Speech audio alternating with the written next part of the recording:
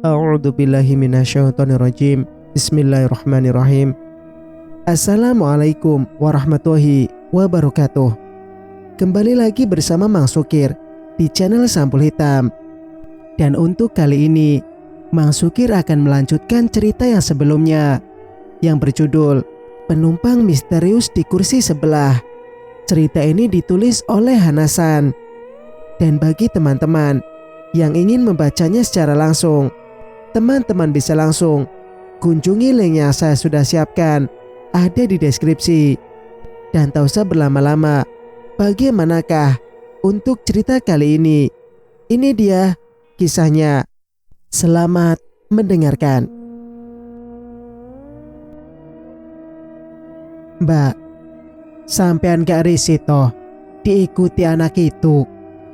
Mataku membulat penuh. Jantungku menjadi deg-degan saat pemuda gondrong ini menyebut anak kecil. Apakah dia bisa melihat keberadaan Dita?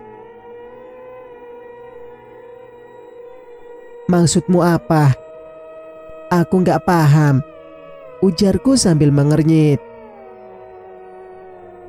Itu bocah yang duduk di sebelahmu. Kalau bisa, suruh dia pergi. Lanjut pemuda itu. Aku menatap pemuda gondrong yang duduk di depanku penuh selidik. Walau dandanannya terkesan urakan dengan kulit sawo matang, namun wajahnya tidak terlihat seperti orang jahat. Lalu, kualihkan pandangan ke kursi sebelah. Kursi kosong di mana Dita duduk. Kamu bisa melihatnya? Tanyaku lagi. Iya, juga ibu yang tadi duduk di dekat kamu. Aku melihatnya. Sampean beruntung, lirihnya. Maksudmu apa, Mas? Selidikku, karena ucapannya membuatku penasaran. Akan tetapi pemuda yang duduk di depanku ini tidak menjawab. Dia justru berdiri menurunkan ranselnya, lalu menggendong di punggung belakang. Ternyata kereta sudah sampai di Cikampek. Pantas saja penumpang bersiap-siap turun. Aku pun bersiap untuk turun. Dita mengikuti di belakang. Aku berdiri di dekat pintu, menunggu orang di depanku turun duluan. Ketika kurasakan seseorang mendorongku dari belakang, hingga aku hampir saja terjatuh. Mbak, hati-hati, teriak seseorang sambil memegang lenganku dengan kuat. Pemuda gondrong itu sudah berdiri di sampingku sambil memegang erat lengan kiriku. Sampean diincar ternyata, Mbak, ucap pemuda itu. Aku menarik napas dalam untuk menenangkan jantung yang berdegup tidak beraturan karena kaget. Setelah merasa sedikit tenang, aku melompat turun. Namun sesaat sebelum turun, mataku sempat melihat ke samping. Betapa terkejutnya aku saat menyadari siapa yang berdiri di samping kananku. Ajeng. Aku yakin melihat Ajeng Winarsi di sampingku tadi. Namun saat aku sudah berada di luar kereta, sosok Ajeng sudah tidak terlihat lagi. Apakah dia yang tadi mendorongku? Dan apakah orang yang mengincarku? Seperti yang dikatakan pemuda gondrong tadi adalah Ajeng Winarsi. Aku masih mencari keberadaan Ajeng Winarsi yang seolah lenyap, sampai lupa untuk berterima kasih pada pemuda gondrong yang telah menolongku tadi. Sepertinya pemuda itu bukanlah orang biasa. Tapi siapa dia sebenarnya? Waktu sudah menunjukkan pukul lebih 15 pagi. Saat aku keluar dari stasiun, Dita sudah tidak tampak keberadaannya. Bergegas aku berjalan untuk mencari angkot atau bis yang menuju rumah mertua. Beruntung, saat baru 5 menit berdiri di pinggir jalan, sebuah angkot mendekat dengan beberapa orang di dalamnya. Sepertinya mereka para pedagang yang hendak ke pasar. "Mau kemana, Mbak?" Seorang ibu bertanya padaku. "Mau pulang." "Kalau ibu mau kemana?" tanyaku balik. "Mau ke pasar, jualan," jawab ibu itu dengan sopan. Angkot yang kutumpangi akhirnya berhenti di depan pasar besar. Beberapa penumpang turun, termasuk ibu yang tadi berbicara denganku. Setelah menempuh perjalanan sekitar 10 menit, aku pun sampai. Aku memilih untuk berjalan kaki menuju rumah mertua, lewat jalan tembus. Beberapa orang yang berpapasan denganku menatapku dengan tatapan yang entah. Beberapa di antara mereka aku kenal, namun mereka tidak menyapaku. Walau aku menyapa duluan, mereka memilih menghindar atau masuk rumah. Kini, aku sudah sampai di depan rumah mertua.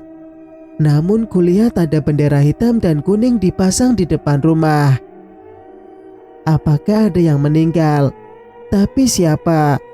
Perasaanku menjadi tidak karuan. Setengah berlari aku menuju rumah. Dari halaman, terdengar suara orang membaca ayat suci Al-Quran. Beberapa saat, aku terpaku di depan pintu, hingga sebuah tepukan di pundak mengagetkanku.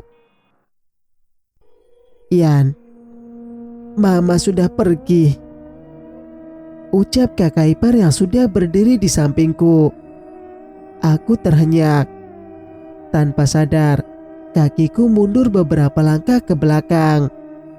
Berita ini begitu mendadak, dan aku sama sekali tidak menduga jika di hari ke-40 kematian Bang Iqbal, Mama pun menyusul untuk selamanya. "Teh, kapan Mama perginya?" tanyaku.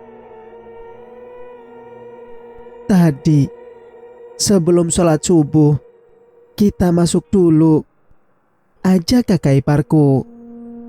Di dalam rumah, beberapa kerabat sudah berkumpul. Mata mereka sembab dan wajah sedih begitu jelas terlihat. Lalu mataku terhenti pada sosok yang duduk bersila di sebelah jasad Mama yang tertutup kain batik. Pemuda dengan jaket hoodie dan berambut gondrong duduk sambil melantunkan ayat suci Al-Quran. Pemuda itu, dia yang duduk di kursi depanku. Aku masih menatap pemuda berambut gondrong yang masih husuk membaca ayat suci, saat kakak ipar kembali menyentuh lenganku untuk masuk ke dalam dan menyuruhku beristirahat.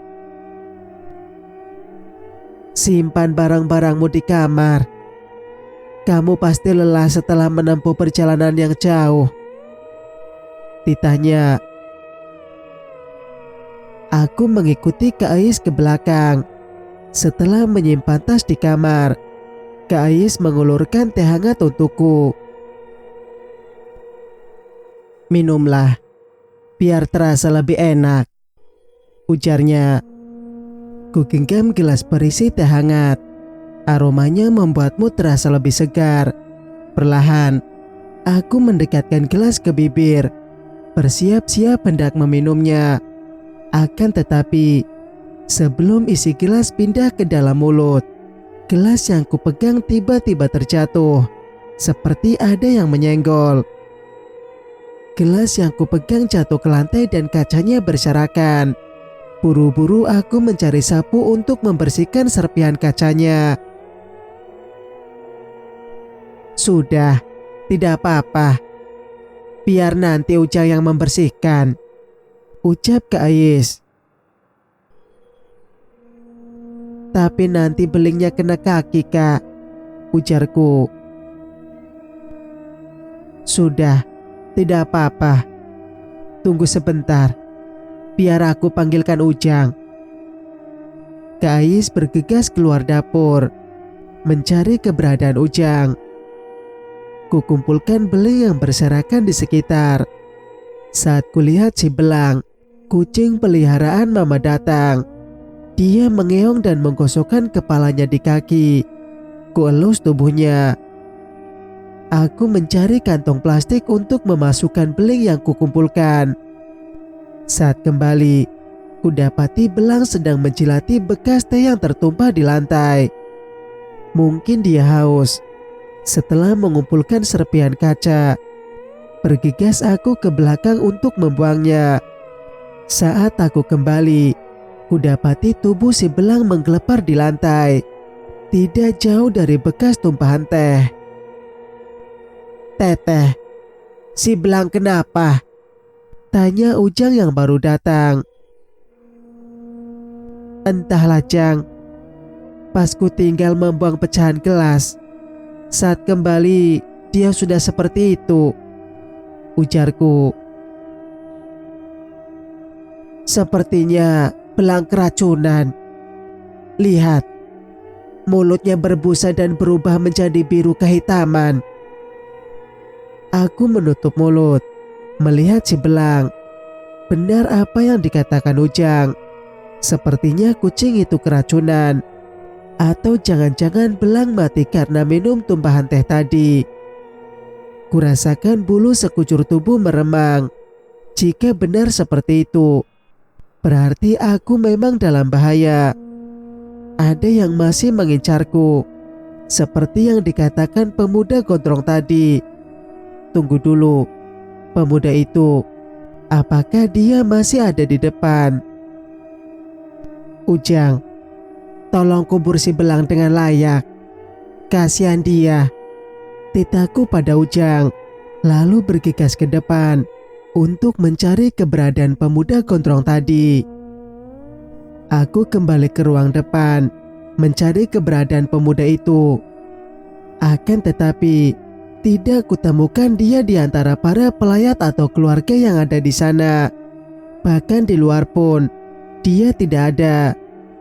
Jasad Mama sudah dikafani dan siap untuk diantar ke pemakaman. Seorang wanita tua mendekatiku.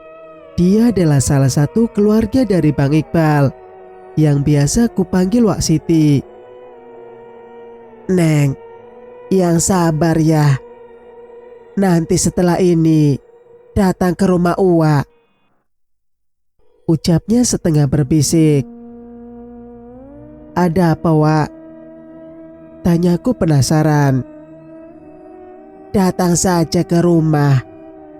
Nanti biar Uwa ceritakan di sana," bisiknya lagi. "Kamu di sini? Pantesan kakak cari tidak ada," Kak Ais berkata sambil menatap Uwak Siti. Namun ada yang aneh dari pandangan kakak iparku ini. Sorot matanya begitu tajam, menyiratkan ketidaksukaan ketika melihatku berbicara dengan Uwak Siti. Sementara itu, Uwak Siti langsung pergi setelah Kak Ais datang bergabung. "Kakak ikut ke pemakaman apa tidak?" tanyaku. "Tidak, aku di rumah saja, beres-beres." "Sebaiknya kamu tidak perlu ikut. Kamu pasti capek dan butuh istirahat." "Iya, Kak," jawabku. Kak Ais benar. Aku benar-benar merasa begitu lelah dan mataku terasa sangat mengantuk. Karena sepanjang perjalanan, aku sama sekali tidak sempat untuk tidur. Lagi pula, Uwak Siti tadi berpesan padaku untuk ke rumahnya. Singkat cerita, jenazah Mama sudah dibawa ke pemakaman untuk dikubur. Rumah kembali sepi. Hanya ada beberapa kerabat dekat yang masih tinggal untuk membantu di dapur dan beres-beres rumah. Sementara itu, Kak Ais tidak kelihatan berada di mana-mana. "Ujang, Teteh minta tolong lagi ya. Kamu urus semuanya, karena Teteh gak bisa membantu banyak." Nanti kalau ada sesuatu, bilang saja sama aku. Aku berpesan pada Ujang sebelum dia ikut mengantar ke pemakaman tadi. Aku ingat, Ujang sering membantu di sini. Saat Bang Iqbal masih ada, Bang Iqbal sering meminta bantuan padanya untuk membersihkan pekarangan belakang dan halaman depan. Karena Mama tinggal seorang diri, aku merebahkan tubuh di atas tempat tidur. Sepertinya spraynya baru saja diganti. Bau pengharum pakaian masih melekat di kain. Kamar ini masih sama seperti sebelumnya, karena Mama selalu membersihkan dan merapikan kamar ini. Akan tetapi, aku merasa ada yang kurang dan hilang dari kamar ini. Namun belum tahu apa itu. Aku masih berusaha mengingat apa yang hilang dari kamar ini. Sampai mataku terasa begitu berat karena mengantuk. Namun aku masih belum tertidur, karena telingaku masih bisa mendengar suara yang berasal dari kamar sebelah, kamar Mama. Suara dari kamar Mama makin jelas terdengar, hingga rasa kantukku hilang. Aku bangkit dan menajamkan pendengaran dengan menempelkan telinga di dinding. Sepertinya seseorang sedang mengeluarkan barang-barang, atau lebih tepatnya mencari sesuatu. Perlahan aku keluar kamar. Rumah terlihat sepi. Hanya ada 2 atau 3 orang yang berbincang di ruang tamu. Kulangkahkan kaki menuju kamar Mama. Namun langkahku terhenti di depan pintu. Dari pintu kamar yang sedikit terbuka, aku melihat Kak Ais sedang berada di kamar Mama, membongkar lemari pakaian. Sepertinya sedang mencari sesuatu. Pakaian dan beberapa barang milik Mama berserakan di lantai. Ada kotak perhiasan yang ku tahu itu milik Mama, juga ada di atas lantai. Namun Kak Ais seperti sedang mencari sesuatu yang lain. Dan itu bukanlah perhiasan atau uang, karena kotak perhiasan itu dibiarkan tergeletak begitu saja. Jantungku seperti berhenti berdetak ketika tiba-tiba Kak Ais menengok ke arah pintu, di mana aku sedang berdiri memperhatikannya. Aku mundur perlahan dan bersembunyi di balik pintu, berharap dia tidak melihatku. Kak Ais masih melihat ke arahku. Tatapannya begitu tajam. Sementara aku masih berdiri tegang sambil menahan napas. Setelah beberapa saat, Kak Ais kembali membongkar bagian lain lemari Mama. Tangannya kemudian menarik sebuah map besar berwarna biru dan membukanya. Tidak lama kemudian, Kak Ais membanting map tersebut sambil mengumpat. Kurang ajar. Di mana si tua bangkai itu menyimpannya? Aku menutup mulut. Lutut terasa lemas begitu mendengar kata makian dari kakak iparku itu. Siapa yang dimaksud tua bangka? Apakah Mama mertuaku? Perlahan aku mundur, menjauh dari pintu. Setelah itu bergegas menuju dapur untuk mengambil air minum. Teteh baik-baik saja? Tanya Ujang mengagetkan, karena dia tiba-tiba sudah ada di rumah. Padahal tadi dia ikut ke pemakaman. Ujang, kamu sudah pulang? Tanyaku gugup. Iya, saya pulang duluan. Soalnya tadi ada yang nyusul ke pemakaman. Katanya teteh menyuruh saya segera pulang. Jawabnya. Saya menyuruhmu pulang.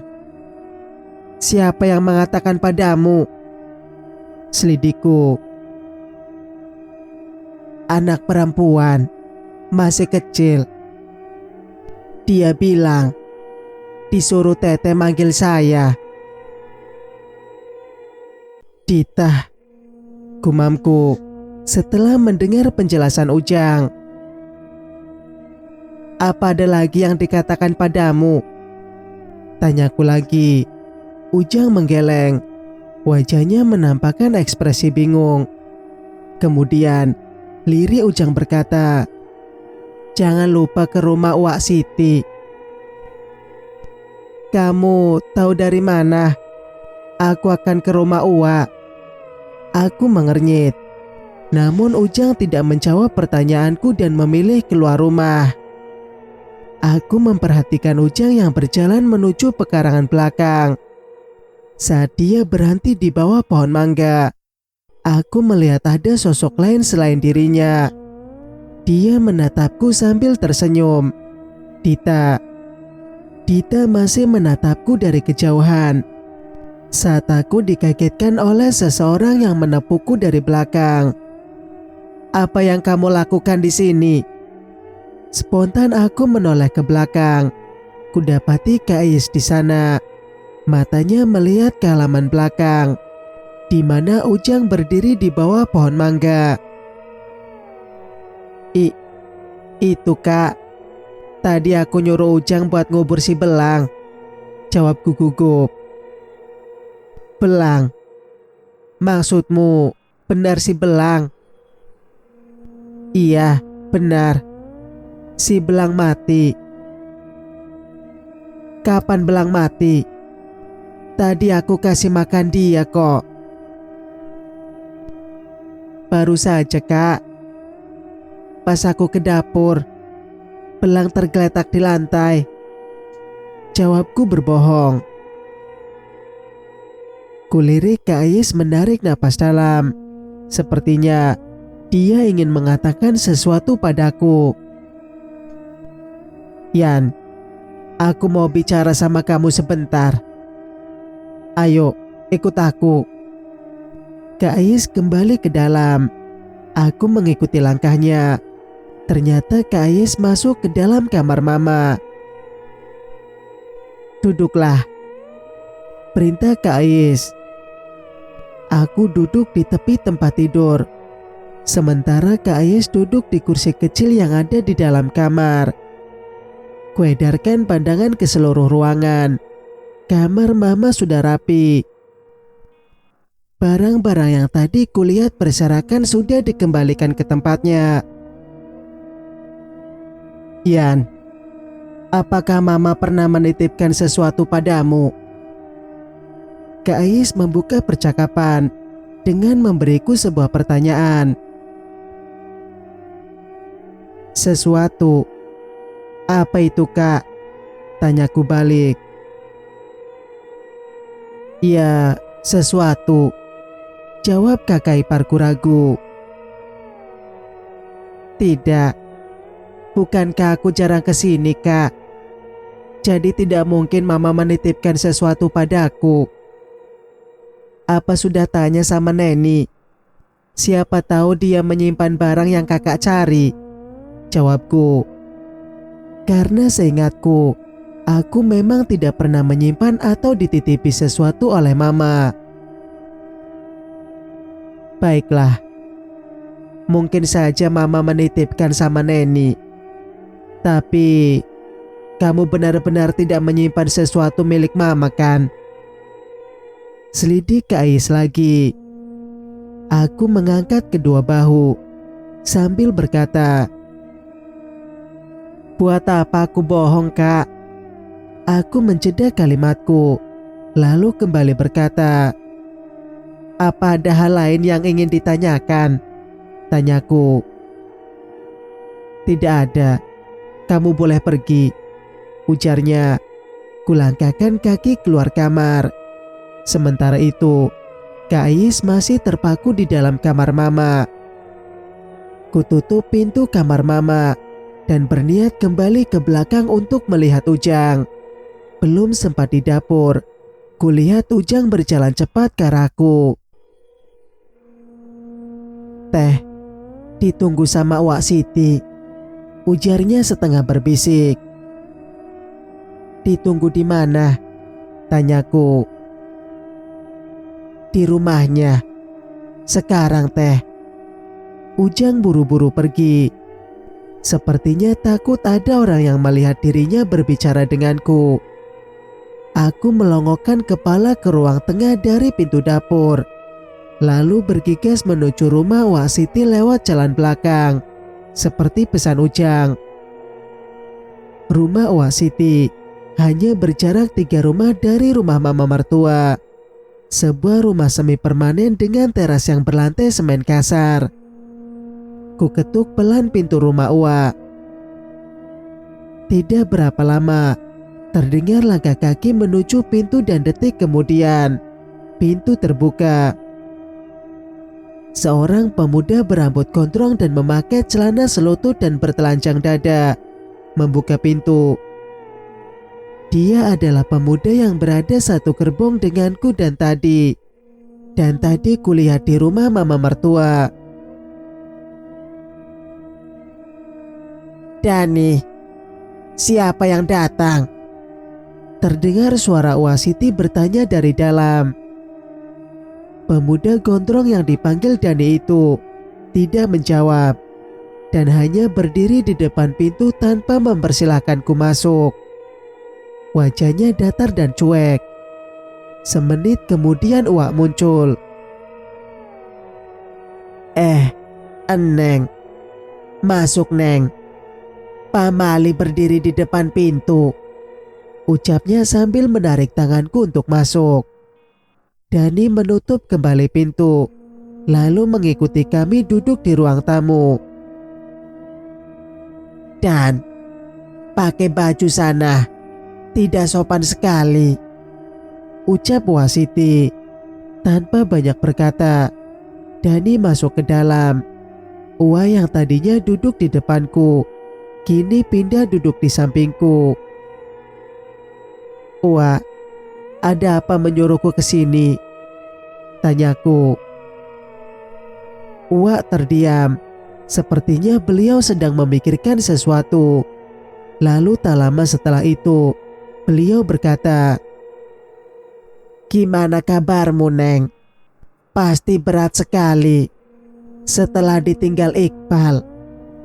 Maafkan Wak ya, tidak bisa datang ke sana," ucapnya penuh penyesalan. "Tidak apa-apa Wak, semua sudah takdir. Saya ikhlas," jawabku. Wak menarik napas dalam dan berat. Tangannya mengusap punggung tanganku. "Kenapa Wak?" selidikku. "Kalau bisa, kamu segera pulang. Jangan lama-lama di sini." Tapi kenapa Wak?" tanyaku gugup. Perasaan buruk seketika memenuhi kepala. Terlebih setelah aku memperhatikan dengan seksama wajah Wak begitu sedih. "Turuti saran Wak ya. Mama mertuamu, jika masih hidup, juga tidak ingin melibatkanmu dalam masalah ini." "Masalah? Maksudnya apa Wak?" Kembali Wak menarik napas dalam dan berat. Sepertinya beban di dalamnya begitu berat. Lalu wanita di sampingku ini mengeluarkan sesuatu dari balik bajunya. Sebuah kunci dan amplop berwarna coklat. "Simpan ini. Jangan berikan pada siapapun. Bahkan jika Ais memintanya, jangan diberikan," ujarnya sambil menyerahkannya padaku. "Tapi Wak, ini apa?" tanyaku bingung. "Itu simpanan Iqbal semasa hidup. Karena dia sudah tidak ada, maka yang paling berhak menerimanya adalah Lala. Karena dia anak Iqbal." Wak sudah tahu semuanya. Wanita itu, Melina, pernah datang ke sini untuk mencari Iqbal dan meminta pertanggungjawaban. namun mama mertuamu mengusirnya. Makanya dia menyimpan semua ini dan ingin menyerahkan pada Lala sebagai permintaan maafnya. Tapi sebelum semua itu terjadi, mertuamu sudah keburu dihabisi. Bagai mendapat tamparan yang sangat keras, aku begitu terkejut mendengar penuturan dari Uwa Siti. Terlebih ketika Uwa mengatakan kalau mertuaku dihabisi. Uwa, apakah mama mertuaku? Mertuamu disantet, Mbak. Dani, pemuda gondrong itu menjawab pertanyaanku. Dia lalu duduk di depanku, menyilangkan kedua tangan di dada. Dan jaga bicaramu, nanti ada yang dengar, hardik Uwa. Faktanya memang begitu, Wak, jawab Dani santai. Siapa yang melakukannya, Wak? Tanyaku. Orang yang paling menginginkan ini, dan mungkin saat ini sedang mencari keberadaan barang-barang ini, jawab Uwa. Ingatanku langsung melayang pada kejadian yang baru saja terjadi saat aku melihat Kak Ais membongkar lemari mama dan menanyakan sesuatu padaku. Apakah Kak Ais adalah? Mengingat hal itu membuatku bergidik ngeri. Terlebih jika apa yang dikatakan oleh Dani benar. Juga kejadian ketika belang tiba-tiba kejang dan mati setelah menjilat tumpahan teh yang dibuat untukku.